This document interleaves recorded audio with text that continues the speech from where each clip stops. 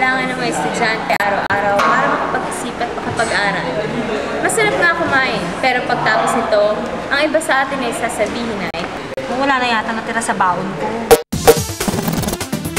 mga letranista, may paraan naman eh. Bakit hindi niyo subukang magbaon? Sigurado ka ng masustansya, malinis, at higit sa lahat, makakatipid ka pa sa allowance mo. Kaya samahan niyo akong gumawa ng mga baon na kasing sarap tulad ng mga pagkain sa kantin at iba't ibang fast food chain.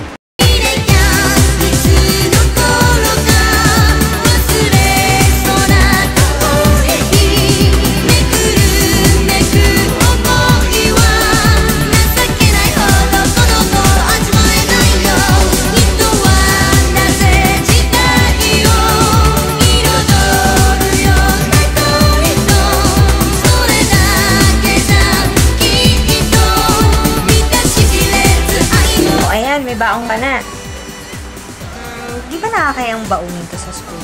Kasi mga classmates ko, nag-order lang sa fast food, tapos ako, ganito. Ano ka ba? Ano kakainin ko? Huwag ka mag-alala, bibigyan ka ng mga tips para hindi ka mahiyang magdalawang baon. Okay. Uy, tara, kain tayo sa labas. Halika, uy, may kakain tayo. Punta muna ako ng library. May kukunin lang ang libro.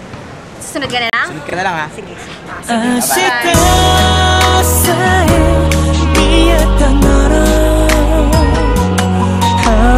Uy, tara, kain tayo sa labas.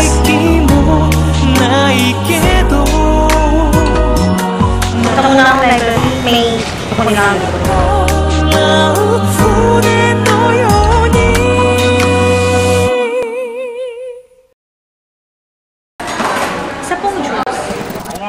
May lunch ka na, may pang-merienda ka pa kapag nagutom ka nang wala sa oras. Hindi ba sa paghahanda ng sarili mong baon, matututo kang maging responsable? At yun ang hindi mo dapat ikahiya. Wais ang tawag dyan.